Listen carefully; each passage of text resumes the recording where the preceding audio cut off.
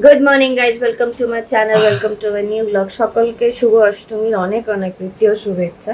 আজকে আমি ব্লগটা শুরু করছি। অলরেডি আমি রেডি হয়ে গেছি, আমরা বেরোচ্ছি। জাস্ট এখন বাজে 11:30। এখানে অঞ্জলি হচ্ছে, 9:30 থেকে শুরু হয়েছে অঞ্জলি। এখন আমরা বেরোচ্ছি। এখানে একজন রেডি আর একজন পাঞ্জাবি ইস্ত্রি করা হয়নি, ঘুমতে ঘুরতে লেট হয়ে গেছে, যেটা সামনে বসে সেটাই করে নিই। আর একজন এখানে হলুদ জামা, আমি হলুদ শাড়ি, দুজন মিলে হলুদ হলুদ ম্যাচিং ম্যাচিং।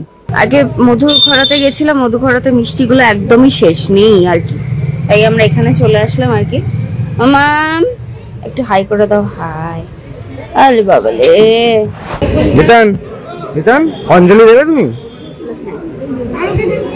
আচ্ছা, ঠাকুরকে নমো করেছো? ঠাকুরকে নমো করেছো সোনা? সোনা তোমার মা কই? মা মা কই? মা কই? মা কই? ওই মা কোনটা? মা কোনটা? মা কোনটা? থেমে যাচ্ছে। হ্যাঁ, গরম তো আছে। আর এদিকে হচ্ছে অষ্টমী পুজো। আগের লটে অঞ্জলি হয়ে গেছে, আমরা এখন ওয়েট করছি নেক্সট লটে আমরা অঞ্জলি দেব। মামা কোনটা তোমার? মামা কোনটা? কোনটা মামা? কোনটা সোনা? মামা কোনটা? ও বাবু, মামা কোনটা তোমার? মামা।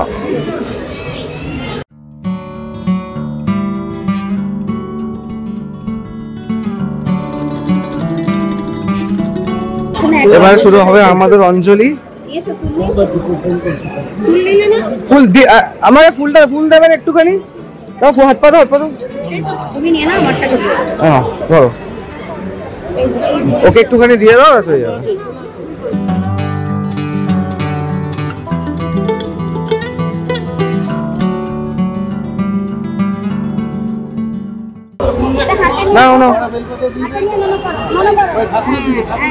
ঠাকুরের দিকে দাও, ঠাকুরের দিকে দাও। আগের বারে আমার ছেলে এসেছিল কোলে করে, আগের বার কিছুই বুঝতো না, এবারে একটু বড় হয়েছে, নিজে নিজে এখন বসে বসে অঞ্জলি দেবে। বসে বসে অঞ্জলি দেবে। পবিত্র বা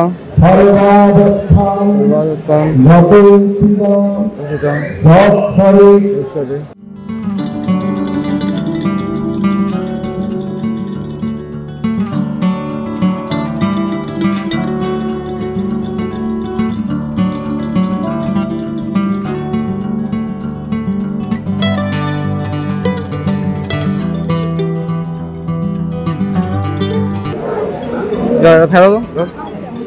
আমার ছেলে একেবারে স্টেজের উপরে উঠে গেছে, ঠাকুরের পায়ের সামনে বসে বসে পুজলি দেবে।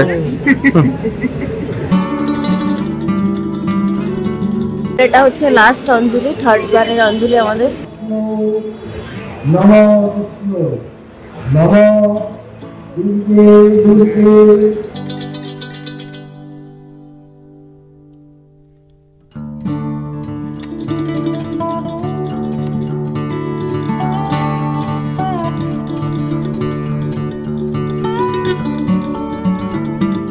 একজন ওখানে দুষ্টুমি শুরু করে দিয়েছে, সব ধরাধরি।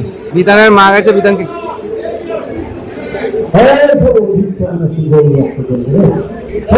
অঞ্জলি দিয়েছ বাবু? অঞ্জলি দিয়েছ? ওটা কি বাজছে? ঢাক বাজছে, ঢাক বাজছে ওটা। অরূপদার দোকানে আসলে ওর একটা করে চকলেট থাকবে। আর এটা হচ্ছে একটা ফ্লাইং কিশু দিয়ে দাও মামাম। আমাদের অঞ্জলি ফাইনালি ডান হয়ে গেছে। এবারে ঘরে একটু চাটা খাও। সকালবেলা এত দেরি হয়ে গেছে, চা খেয়ে তো বেরোতে পারিনি। চা খেয়ে ভালোই হয়েছে, ঠাকুরের ইচ্ছা। খালি ঘরে অঞ্জলি সেটাই দিয়েছি। একটা কথা ফেলে দিয়েছে। অঞ্জলি দিয়ে এসে মা ঘরটা মুছে নিয়েছিল, মা স্নানে গেল। আমি প্ল্যান করলাম যে একটুখানি লুচি করবো, তো এখন লুচির প্রিপারেশন নিয়েছে। এখানে লুচি সব বেলা কমপ্লিট, বেলা কমপ্লিট। আর এখানে তরকারি হয়ে গেছে, আলুর তরকারি করেছি, যেটা করি আমরা সাদা আলুর তরকারি। একটু হলুদটা একটু সামান্য বেশি হয়ে গেছে। সাদা আলুর তরকারি আর লুচি। আর বাবুর জন্য হচ্ছে ভাত। এখন বেজে গেল 2:51 আর আমরা একটু বেরোচ্ছি, কয়েকটা ফটো শুট করবো, কয়েকটা ফটো তুলবো। তো ফার্স্টে প্ল্যান করেছিলাম ময়দান যাব, তো ময়দান যাওয়া যাচ্ছে না, কারণ বিকজ বৃষ্টি হয়েছে হুট করে। ভালোই বৃষ্টিটা হয়েছিল বল? হ্যাঁ, বৃষ্টি তো তখন ভালোই হলো, ভালোই বৃষ্টি হয়েছিল। এই জন্য প্ল্যান করলাম যে আমরা এখন নিউ টাউন যাচ্ছি, নিউ টাউন যাবো। নিউ টাউনে গিয়ে ওখান থেকে তোমার ফটো তুলবো, তারপর বাড়ি চলে আসবো। আমরা চলে এসেছি এখন ইকো পার্কের সামনে। এটা হচ্ছে ক্যাফে একান্তের পার্কিং লট। এখানে 8 নম্বর গেটও আছে। এখানটা আমরা রেখেছি, এই 8 নম্বর গেট থেকে আমরা ঢুকবো ভাবলাম একটু দেখি। ভালো জায়গা দিয়ে ঢুকেছি, এখানে সামনে বুদ্ধাস টেম্পলটা এখানেই আছে। আচ্ছা আচ্ছা, জাপানিজ ফরেস্ট যেটা, তাহলে একটু ঘুরে যাবো। এই জায়গাটা খুব ভালো লাগে আমার, এই জায়গাটা। তো আজকে ওনার শরীরটা খুব খারাপ, আজকে ল্যাদ ল্যাদ লাগছে বলছে, অ্যান্টি অ্যালার্জি এফেক্ট। হ্যাঁ, ওয়েদারটা খুব ঠান্ডা লেগেছে অ্যাকচুয়ালি, আমার প্রচন্ড রকম ঠান্ডা লেগেছে। আমার ফোনে না, ক্যামেরায় না, এখানের ওয়েদারটা না দারুণ লাগছে। ম্যাডাম ছবি তুলবে, তাই জন্য একটুখানি নিজে প্রিপেয়ার হচ্ছে, সব রেডি হচ্ছে আর কি ছবি তোলার জন্য। শাড়ি শাড়ি পরেছো, ট্যাকেল করতে প্রবলেম, গাড়ির ভেতরে ঠিক হচ্ছে। আর তারপরে ঢুকবো একটুখানি এখান থেকে 8 নম্বর গেট থেকে জাপানিজ ফরেস্ট, ওখানেও কিছু কিছু ছবি তুলবো। আমি ভেবেছিলাম যে তুলবো না, আজকে একদমই ভালো লাগছে না আমার, যার জন্য আমি বললাম না, আমি আজকে তুলবো না, অন্যদিন দেখা যাক, जिस दिन होगा मेरा उस दिन करेंगे। A few moments later. और बताओ धूप में चल के कैसा लगा? প্রচন্ড গরম, মেকআপ তো সব রিমুভ হয়ে গেছে। এইভাবে ফটোশুট করা যায় অষ্টমীর দুপুর? আমি ওকে বলেছিলাম, আমি কালকেরই বলেছিলাম, যদি কালকে তো দেখেছিলাম বেরিয়েছিলাম, বলেছিলাম যদি কালকের মতন রোদ্দুর থাকে আমি কিন্তু ওই ফটোশুট করবো না, আমি কিন্তু বেরোবো না।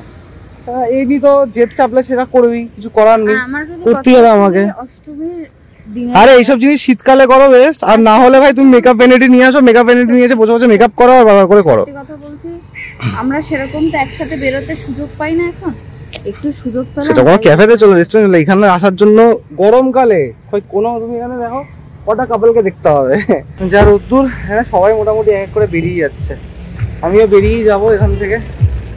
এখন কোন ক্যাফেতে যাবে সেটা গাড়িতে বসে আমরা ডিসাইড করবো, কোন ক্যাফেতে গিয়ে বসে আমরা কি খাবো দাবো, লেটস সি, দেখা যাক, ডিসাইড করুক। আরেকটা জিনিস কি, সবাই বলেছিল বৃষ্টি হয় পুজোতে, বৃষ্টি মাঝে মাঝে হচ্ছে ঠিক কথা, ফোটা ফোটা টুকটাক একটু বৃষ্টি হচ্ছে, আর সেই বৃষ্টির পরে যে গরমটা হচ্ছে, ওই বৃষ্টিটাকে আই থিঙ্ক মানে পুরো কমপ্লিটলি আর কি মনে হচ্ছে না যে বৃষ্টির কোনো সমস্যা কিছু হয়েছে। আরে এখন আবার বলছে দশমী থেকে একাদশী ভাসাবে, আর বলে লাভ নেই। 300 মিলিমিটার তো, 300 মিলিমিটার বৃষ্টি হয়েছিল, চারিদিকে বন্যা ভাসিয়ে দিয়েছে।